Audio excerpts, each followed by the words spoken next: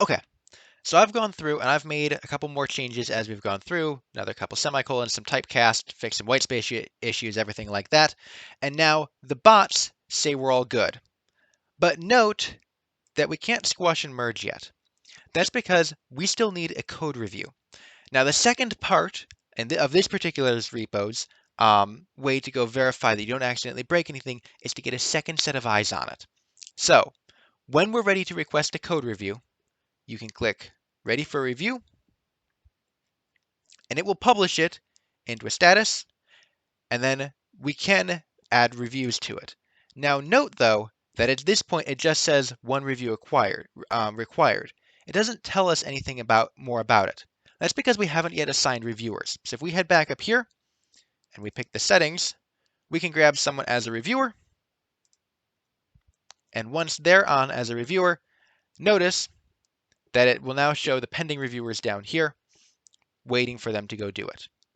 Now, again, at this point, just in terms of both bots and code reviews, the whole point of these existing is to go help you make code changes to make your code better. Nobody writes perfect code from the beginning. As you can see from, my thing, I intended to just have one semicolon for the build thing, and I had some typecast issues type thing. So nobody writes perfect code, and it's not intended to be writing perfect code from the beginning, but the goal is to go make the code as good as you can get it before you go and merge it. And that's why code reviews exist. That's why these sort of bots exist.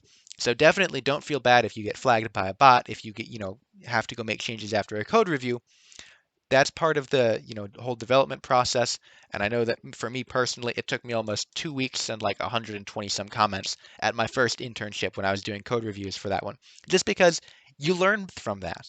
And, after that, it gets easier. In the next video, we'll go over, once you have a code review, how do we go through and merge it? So we'll cover that next, and then we'll come back to code reviews as a topic a little bit later.